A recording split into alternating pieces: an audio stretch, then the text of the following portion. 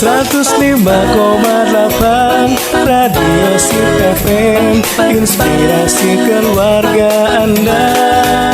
Hadir penuh dengan cinta, bahagia bersama Radio Sip FM.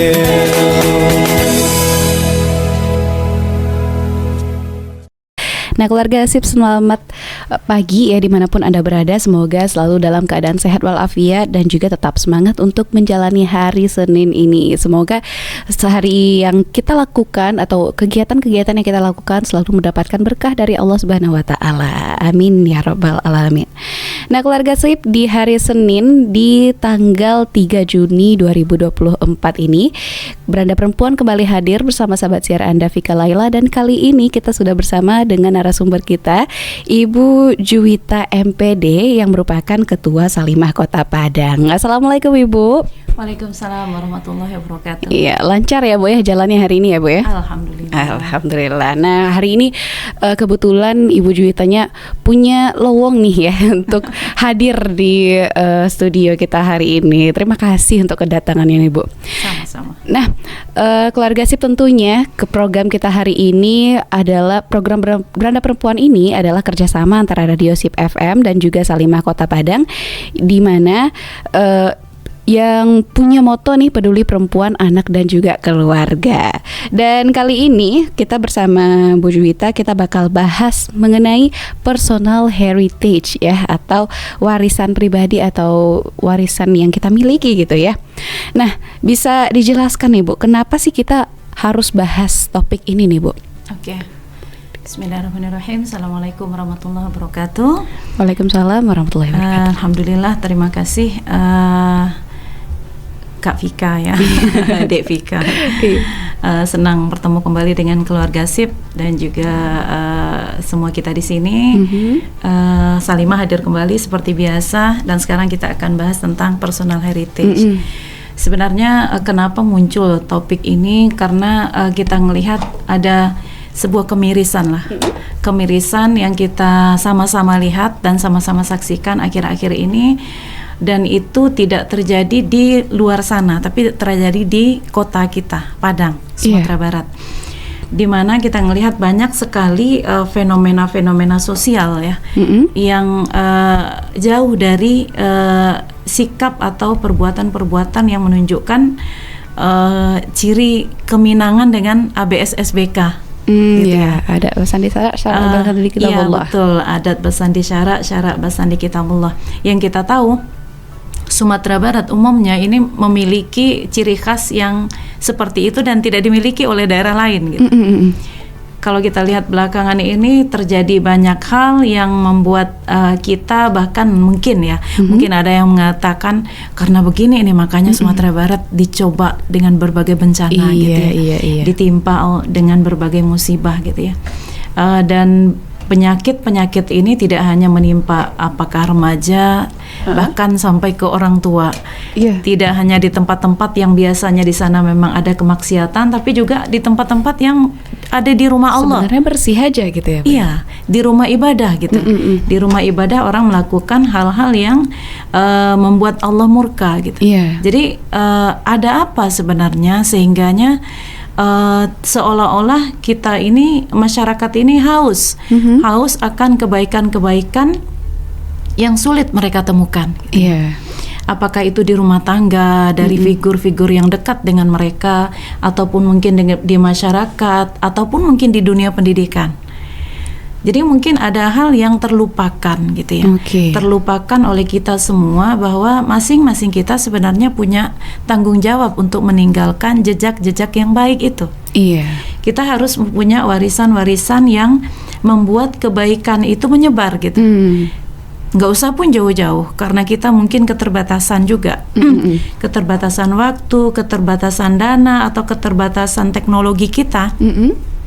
Untuk mewariskannya jauh-jauh, minimal untuk skop terkecil yang berada di sekitar kita.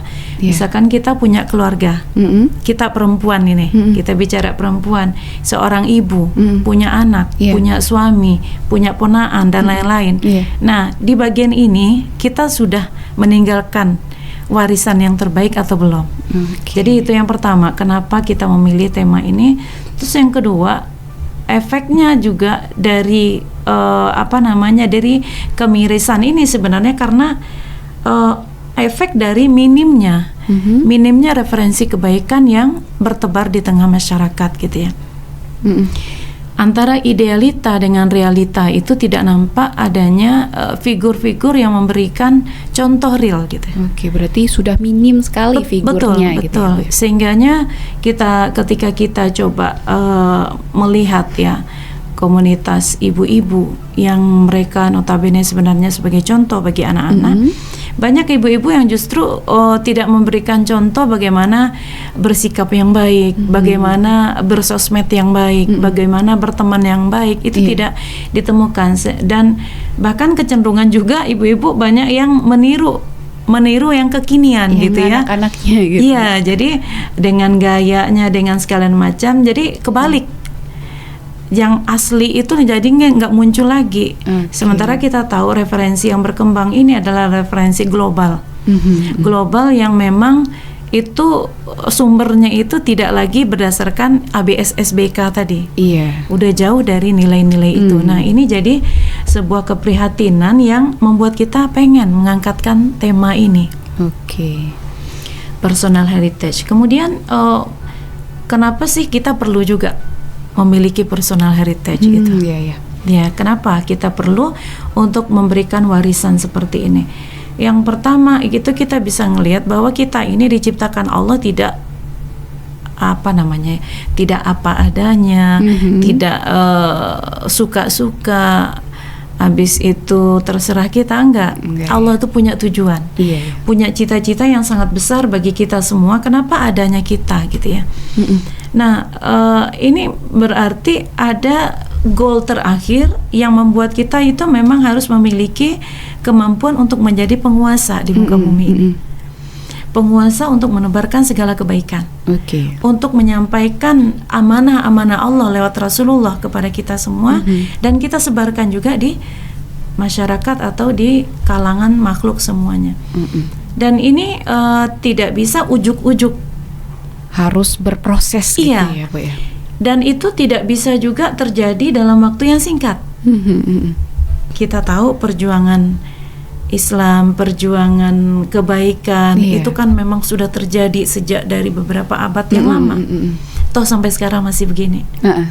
Nah, ketika cita-cita mulia ini sudah menjadi sebuah keinginan kita bersama, tentu ada keinginan kita untuk menjaga juga agar ini terwariskan.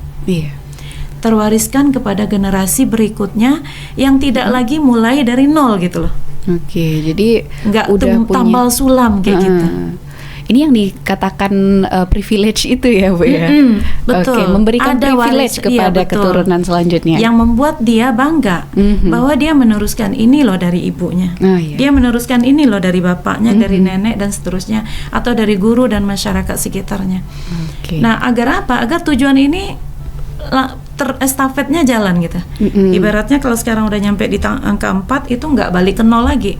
Ini linear terus gitu betul. ya, nggak ada bolak-baliknya. Betul.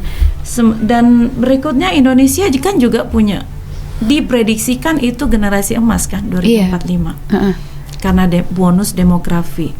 Nah, ini nggak akan terjadi apa-apa kalau seandainya tidak ada heritage yang baik, berkesinambungan dari orang-orang yang sudah mulai tua begini.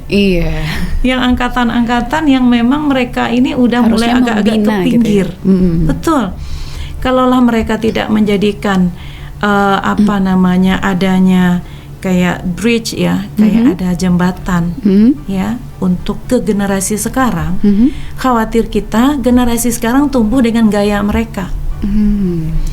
Dengan pola mereka yang dipengaruhi oleh globalisasi dan tidak terjawab keinginan kita untuk Indonesia emas. Berarti bisa saja Indonesia yang bisa dikatakan memiliki budaya ketimuran sekarang udah malah menjadi kebarat-baratan gitu. Bikin ya, yang baru. Akhirnya hilang. Bisa jadi yang kayak tadi ABS-SBK hanya sebatas nama. Bisa jadi itu hanya terjadi ketika yang umur 50-an sekarang udah habis. Nanti mungkin entah apalah namanya. Kalau tidak ada bentuk pewarisan yang secara serius kita lakukan, apakah itu dari tingkat yang kecil sampai ke tingkat yang besar yang dilakukan secara bersama, sistematis gitu ya. Itu yang perlu kita jaga. Tujuan itu bahwa kita nggak bisa mengatakan hidup seperti apa adanya aja lah. Kemudian saya ini bertanggung jawab terhadap keluarga saya sebatas saya hidup. Jadi setelah saya meninggal terserah mereka lagi. Nah itu pernyataan yang salah. Padahal ada Vika lupa ini hadis atau kata-kata mutiara. Jadi orang tua diwajibkan untuk meninggalkan anaknya dalam keadaan yang kuat gitu ya, Bu ya. Nanti kita bahas itu. Emang ada. Bahas itu nanti. Kita kaitkan nanti dengan dalil kan. Itu yang pertama, kenapa kita harus bersusah-susah untuk meninggalkan ini, meninggalkan bekal yang baik. Itu makanya kalau kita lihat juga dalam Al-Quran, dalam Al-Quran kalau kita lihat tuh kan kisah-kisah sejak dari Nabi Adam sampai Nabi Muhammad SAW dengan para sahabat itu kan ada. Itu kan warisan. Kenapa kita melakukan ini? Karena kita ada contoh, dan contoh itu real. Para nabi itu kan manusia, para sahabat juga manusia. Bukan cerita kayangan gitu ya. Bukan fiktif, bukan fiksi. Jadi nggak kayak cerita yang dibuat orang-orang yang sifatnya itu hanya fiksi. Ini nyata. Dan kenapa ada cerita-cerita itu? Karena itu warisan. Warisan yang karena itulah kita bisa seperti ini. Kenapa kita begini? Karena ada contoh seperti itu. Nah, ketika anak-anak kita, remaja-remaja tidak lagi mengakses ke situ, dan tidak lagi mempan untuk diceramahi seperti itu, diri kita jadikan sebagai pewarisnya. Kita dengan langkah kita dengan sikap kita, dengan ucapan kita berbicara di rumah, kita bicara di sekolah, di kantor, dimanapun. Jadikan kita penyambungnya. Kenapa? Karena nggak suka anak-anak sekarang ke masjid. Lihatlah di masjid itu isinya siapa? Anak-anak ada, tapi mungkin main game gitu. Anak-anak tuh palingan TPA ya. Yang usia-usianya udah remaja, udah lepas TPA, udah khatam gitu ya. Jarang kita temukan mereka dengerin taklim di masjid.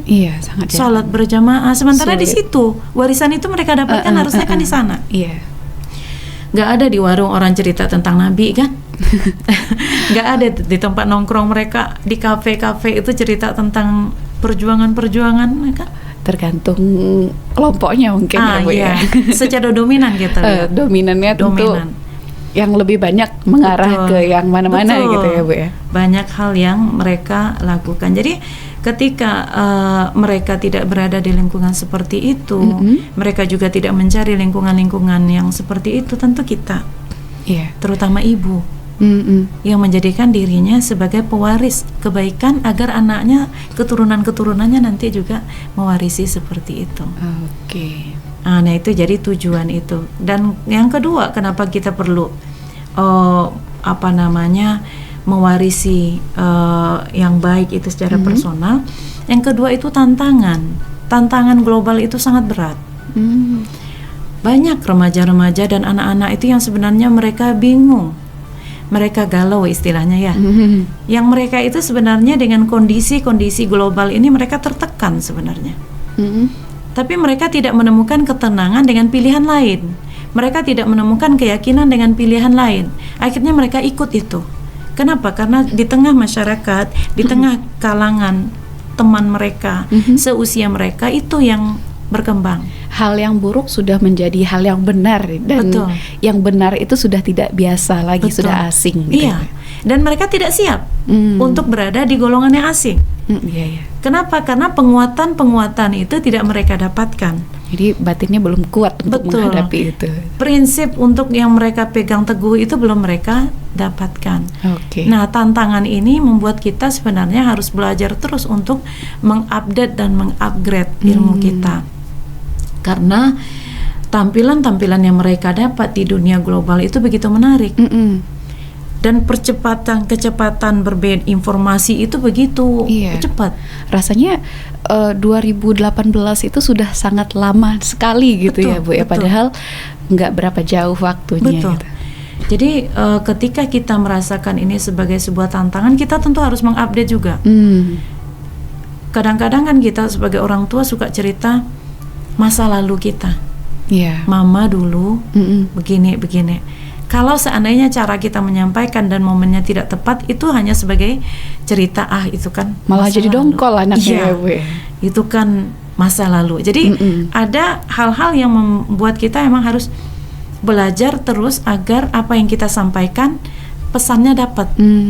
Jadi tidak hanya kita cerita, kemudian habis cerita terserah dia mau nangkap apa enggak, tapi kita niatkan dengan caranya agar juga berterima dan itu mempengaruhi anak-anak. Oke, jadi yang harus dipelajari itu kontennya harus yang tepat dan juga penyampaiannya juga harus tepat gitu ya, biar masuk gitu. Betul, dan itu harus punya ilmu. Kalau kita nggak punya ilmu, kita cenderung mengkat aja. Kita mengkat, udahlah banyak ini. Bahkan kadang emosi pula kan. Padahal sebenarnya anak-anak sekarang kan salah satu kelebihan mereka kritis kan. Nah, kritisnya itu butuh kita kepintaran dan kesabaran untuk mengolahnya agar terkomunikasikan dengan baik. Nah, itu terakhir untuk kenapa kita perlu untuk memiliki personal heritage. Ini dalil tadi. Perintah-perintah Allah dalam Al-Quran. Kalau kita lihat dalam Al-Quran surat An-Nisa ya, ayat 9 Allah berfirman yang artinya, dan hendaklah takut kepada Allah orang-orang yang seandainya meninggalkan di belakang mereka anak-anak yang lemah, yang mereka khawatir terhadap kesejahteraan mereka. Oleh sebab itu hendaklah mereka bertakwa kepada Allah dan hendaklah mereka mengucapkan perkataan yang benar. Nah, itu yang tadi Vika sampaikan. Takut kita ketika kita tidak meninggalkan generasi atau keturunan kita, anak-anak kita itu dengan kesejahteraan dalam segala hal. Bahkan ada ulama yang mengatakan di sini yang dikhawatirkan benar adalah lemah mereka dari segi agama. Imannya ya. Iya, imannya. Nah, ini kan tidak jadi perhatian juga bagi sebagian besar orang tua. Bahkan mereka mencoba memenuhi kebutuhan-kebutuhan yang sifatnya materi. Sementara yang urusan-urusan agama itu sering terabaikan. Tidak ada mereka mendapatkan warisan-warisan harus begini dan begini. Kemudian di dalil lain dalam hadis Rasulullah juga bersabda bahwa setiap kalian itu adalah pemimpin. Ya, dan setiap pemimpin itu akan dimintai pertanggungjawaban atas yang dipimpinnya. Setiap manusia yang diutus di bumi adalah khalifah gitu. Betul. Ya. Jadi yang memiliki yang harus memiliki warisan yang baik ini tidak hanya orang-orang hebat. Tiap kita tentu kita berarti harus menjadi orang hebat itu juga. Betul. Walaupun skopnya berbeda-beda. Ada kita cukup jadi pemimpin dan memberikan warisan kepada orang yang terdekat kita. Kalau kita tidak siapa-siapa. Tapi kalau semakin banyak amanah kita, semakin besar skop langkah kita, gerak kita, tentu yang harus kita wariskan lebih besar lagi. Betul. Dan satu lagi yang sangat kita takutkan sebenarnya dengan hadis ini, riwayat Abi Hurairah, bahwa barang siapa yang mengajak kepada kebaikan, maka ia mendapatkan pahala sama seperti pahala yang mengikutinya, tanpa mengurangi sedikit pun pahala yang melakukannya. Sebaliknya, barang siapa yang mengajak kepada kesesatan, maka ia mendapatkan dosa, ya, dengan dosa orang yang mengikutinya. Jadi dapat pahala dan dosa jariah kalau melakukan dua hal yang berbeda itu. Betul. Jadi kalau kita ingin kebaikan-kebaikan kita itu memang ada pengikutnya, wariskan. Kalau enggak, dia akan berhenti seiring dengan tertanamnya batu nisan di kuburan kita, habis deh. Walaupun kita sebenarnya baik, tapi kita tidak menularkan kebaikan kita tersebut. Nah, jangan sampai yang berbuat dosa yang semangat untuk mewariskan, sehingga akhirnya muncullah generasi-generasi yang pendosa. Karena pewarisnya banyak, viralnya banyak, mereka lebih menguasai.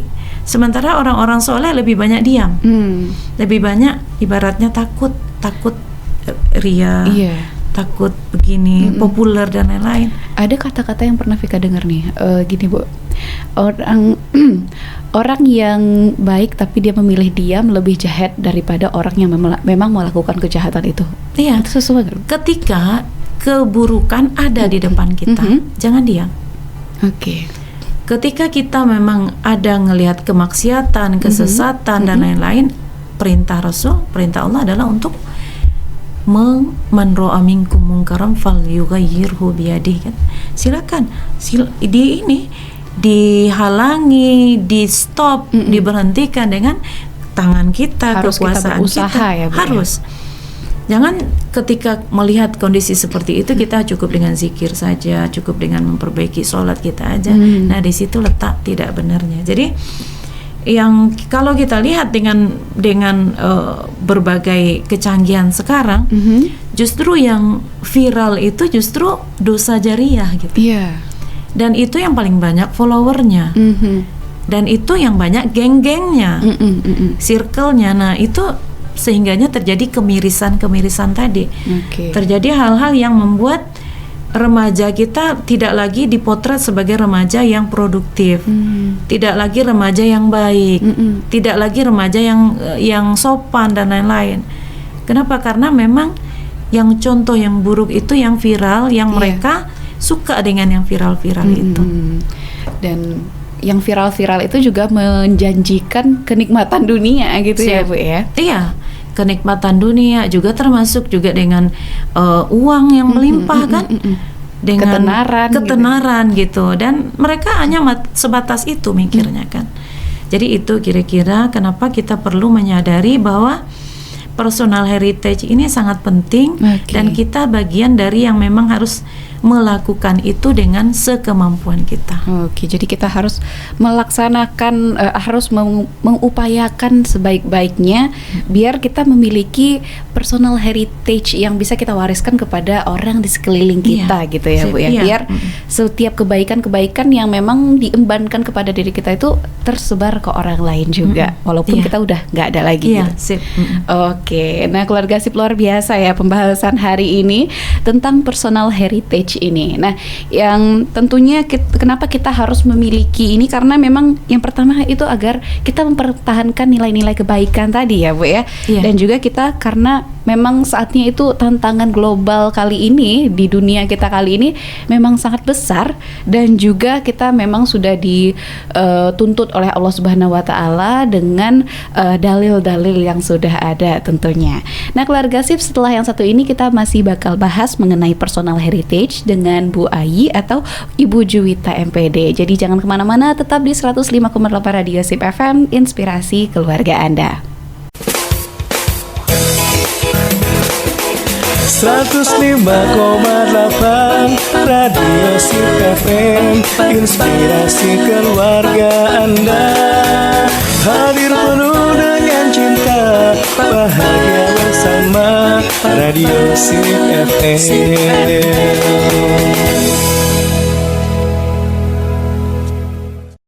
105,8 Radio Sip FM, inspirasi keluarga Anda. Nah, keluarga Sip, kita udah di segmen kedua ya, dan ini bakal jadi segmen terakhir kita nih dalam program Beradab Perempuan edisi kali ini. Nah, keluarga Sip, tadi kita udah bahas ya mengenai apa aja kenapa kita harus punya personal heritage atau warisan yang kita bisa wariskan kepada orang sekeliling kita gitu ya, dan juga kenapa sih kita harus banget nih bahas hal ini gitu ya. Nah, hal yang pertama yang harus kita perhatikan, kenapa sih kita harus memiliki personal heritage ini adalah karena kita harus mempertahankan nilai-nilai kebaikan yang ada gitu. Karena setiap manusia itu memiliki kewajiban untuk menjadi pemimpin di muka bumi ini gitu ya. Dan juga kita memiliki tantangan global yang makin kesini makin kesana gitu ya, Bu ya. Dan juga tentunya ini sudah merupakan kewajiban kita sebagai umat Islam yang telah diperintahkan oleh Allah Subhanahu wa taala dan juga disunahkan juga oleh Rasul kita, yaitu untuk memberikan nilai-nilai yang baik. Dan juga karena kalau kita melakukan nilai-nilai baik ini juga kita yang bakal menuainya nanti gitu. Nah, dan pertanyaan selanjutnya nih keluarga Sip ya, apa sih yang bisa kita wariskan? Apakah itu uang gitu ya, atau apakah itu rumah? Nah, tentu kita bakal dapat jawabannya dari Bu Ayi. Silakan, Bu.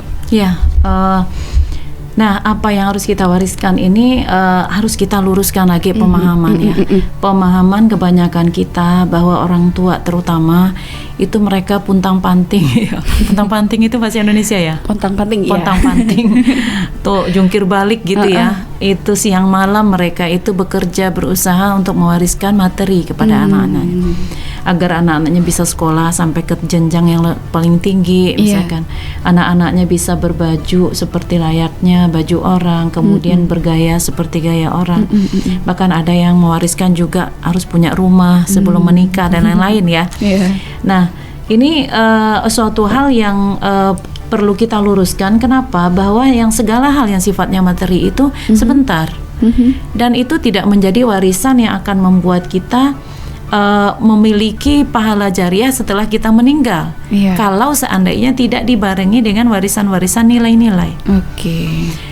Karena itu hanya sebatas benda materi yang ketika kita wariskan itu jor-joran, dan kita tidak mengingatkan mereka kepada agama, tidak mendekatkan mereka kepada Allah, justru itu dijadikan sebagai bahan untuk pembakar di api neraka. Jadi bahan bakar gitu ya. Jadi amunisi untuk segala keburukan. Jadi modal untuk segala kemaksiatan. Na'udzubillah ya. Jadi kepada ibu-ibu yang saya cintai, agar ingat bahwa ketika kita memiliki anak, jangan kita hanya memikirkan apa yang akan bisa mereka makan, apa yang akan, gimana mereka sekolah dan lain-lain, tapi pikirkanlah urusan agama mereka.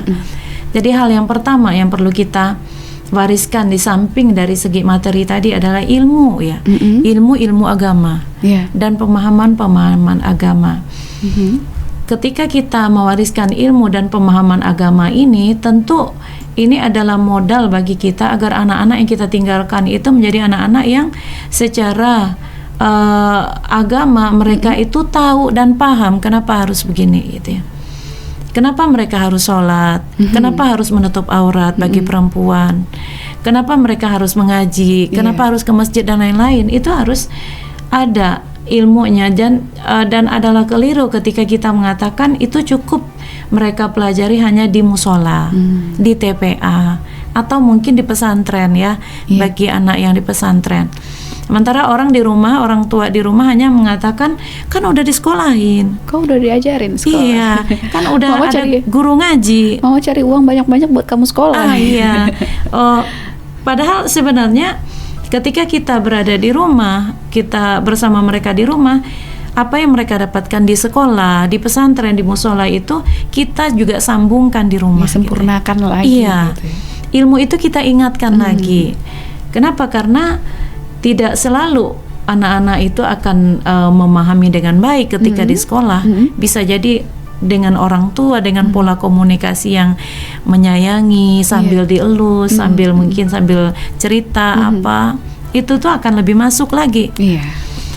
Dan apakah orang tua harus sekolah tinggi dulu untuk ini? Enggak. Tapi untuk memiliki ilmu orang tua tentu harus lebih banyak gitu. Harus. Kenapa? Karena tidak mungkin kita menyampaikan sesuatu kalau kita nggak punya kan. Karena belajar otodidak bisa gitu ya. Iya, banyak sumber ilmu sangat banyak, masya Allah, luar biasa. Dulu kita untuk tahu sebuah ilmu aja kita harus kemana nyari. Sekarang enggak. Cari gurunya jauh dulu. Betul, gitu ya. Sekarang tinggal pilih malah. Jadi bisa dengan ustadz ini, dengan ulama ini, dengan ini. Topiknya ini sangat banyak. Channelnya banyak sekali. Betul. Gitu ya. Bahkan untuk satu urusan aja kita disuguhi dengan berbagai macam pilihan itu. Ya kan? Nah, tinggal kita ibu-ibu yang saya sayangi, gimana kita mencoba untuk memberikan porsi waktu kita untuk mengkaji itu. Misalkan kita mau tahu tentang toharah, anak kita udah mulai besar nih, yang perempuan, bersuci. Kita carilah ilmu yang sederhana aja, nggak usah pula kita dalam-dalam benar, karena kita hanya akan diskusi dengan anak. Juga tentang aurat, anak kita udah mulai besar, gimana nutup aurat, dengan siapa aja, batasannya seperti apa, komunikasikan dengan baik. Dan cara komunikasi yang tepat dan menarik ini juga dimiliki oleh ibu-ibu harusnya. Baratnya di rumah tangga kita tidak hanya menjadikan anak-anak kita itu sebagai sumber pelampiasan emosi. Ibaratnya kita hanya kayak jadi polisi bagi anak-anak kita gitu ya, yang kerjaannya menghakimi, menghukum, kemudian mendenda dan lain-lain. Tapi elus mereka, peluk mereka, adakan suasana yang cair yang membuat mereka cerita dengan kita, mendengar dengan kita itu dengan baik. Jadi nyaman juga gitu. Betul. Ya. Dan itu mungkin tidak didapatkan di tempat lain. Kalau kita lihat di sekolah, mungkin sebagian sekolah hanya berdasarkan modul gitu ya. Kurikulum ini, kemudian disampaikan ini nomor 1, 2, 3, hafalkan, kemudian minggu depan kita ujian gitu ya. Nah gitu, mereka secara teori dapat. Tapi gimana dengan pemahaman yang baik kan mereka tidak dapat gitu ya, agar mereka bisa paham. Dan Rasul pun menyampaikan kepada kita, memerintahkan untuk menyampaikan kebaikan itu walaupun cuman sedikit. Balighul anni walau ayah, kata Rasul kan, sampaikan kebaikan dariku ayat. Itu walaupun sedikit, 1 ayat aja. Jadi jangan tunggu pula harus sekolah tinggi dan lain-lain. Itu yang pertama. Jadi ilmu yang baik, pemahaman yang baik, yang terutama yang berdasarkan dari agama, itu yang kita wariskan, itu yang pertama. Apalagi yang kedua yang kita wariskan adalah story hidup gitu, pengalaman atau cerita-cerita yang kita sendiri pelakunya, atau neneknya atau kakeknya atau ayahnya, yang itu menginspirasi. Gimana kalau misalnya pengalaman hidupnya yang negatif deh? Tapi kita bisa membalikkan, karena Allah tidak akan memberikan sesuatu tanpa ada hikmah. Berarti di covernya dengan baik. Betul. Gitu ya, jadi kalau seandainya dulu ada keburukan, tetap kita jadikan itu contoh agar yang buruk ini menjadi baik. Bisa jadi pelajaran. Betul, pelajaran. Jadi cerita-cerita yang menginspirasi ini juga kurang sama anak-anak.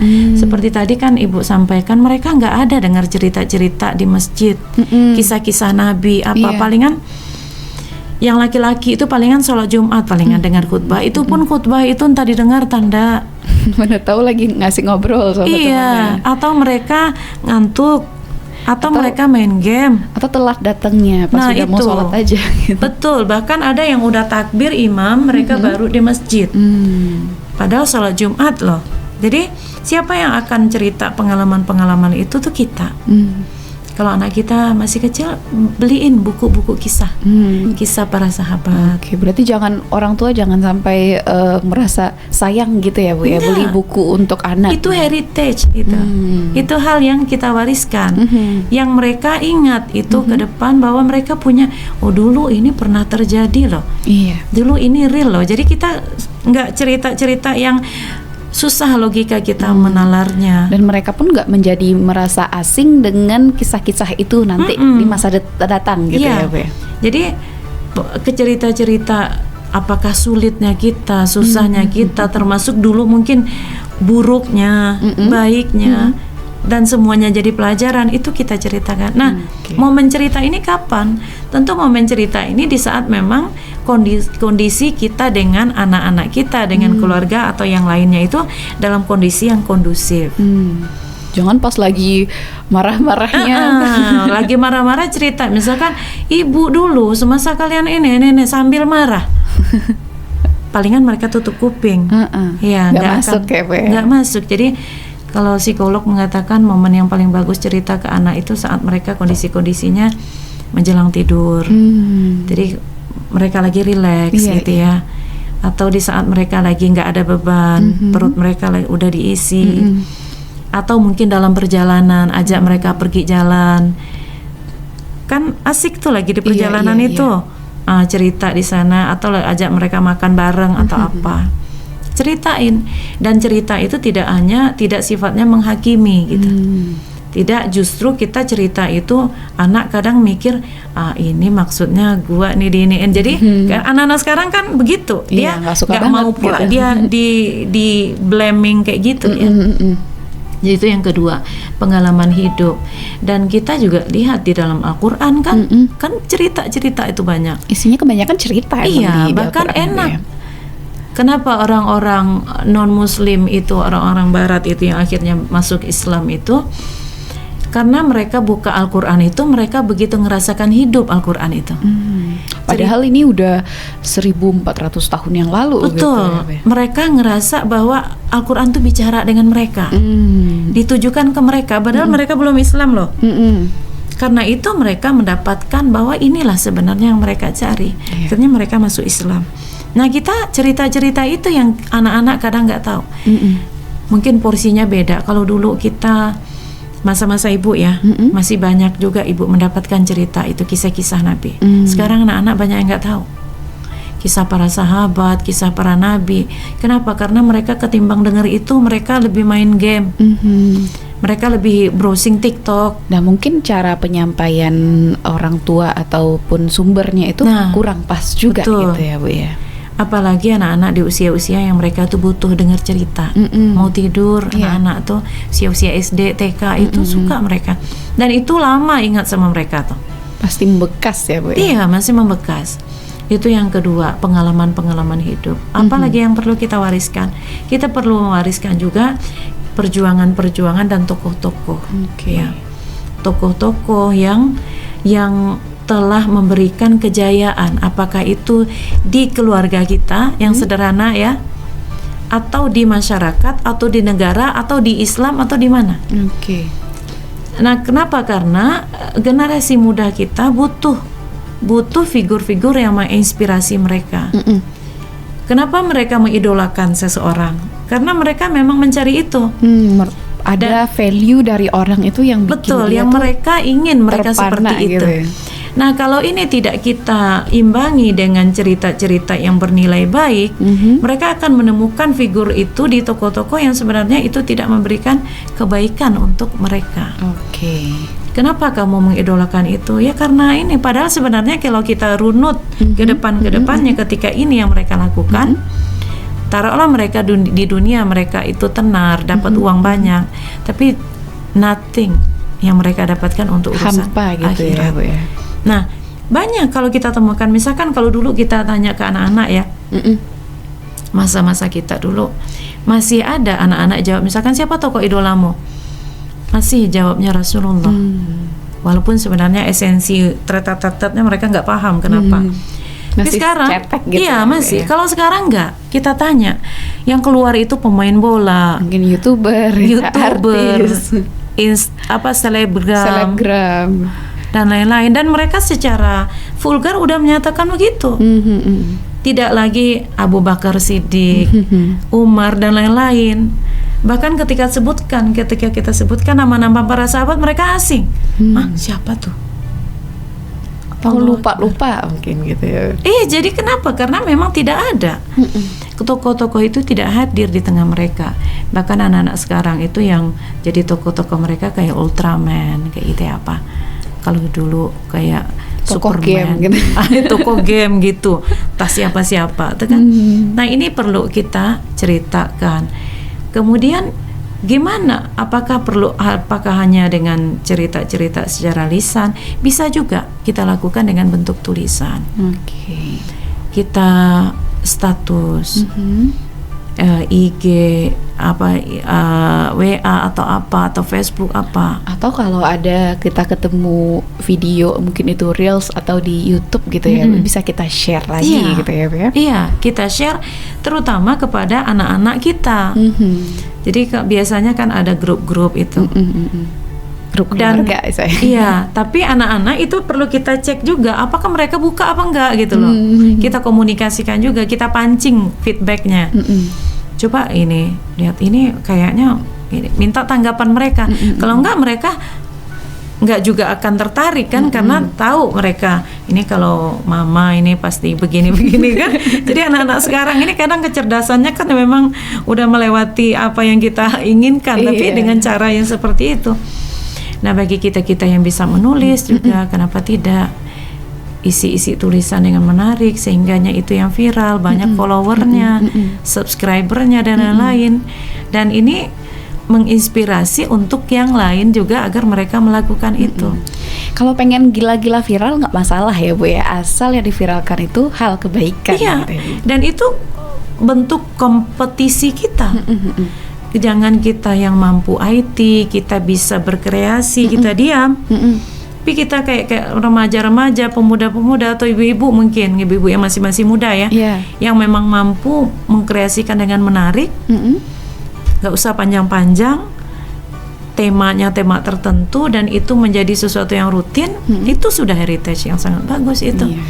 Gimana kita membuat para milenial pun mereka menganggap itu sebagai suatu hal yang memang harus mereka kaji terus, mereka kejar terus gitu ya. kemudian dengan tulisan, dan juga yang terakhir ini dengan yang sangat penting sekali dengan keteladanan. Ya, cara kita berkomunikasi untuk memberikan warisan ini dengan keteladanan sikap. Nah, ini sangat penting. Ibaratnya kalau kata peribahasa, keteladanan ini ibarat kita ingin membuka pintu, itu tidak harus diketuk kita. Tanpa harus diketuk, apalagi digedor. Apalagi didobrak. Jadi keteladanan ini nggak banyak kita bicara, nggak ini.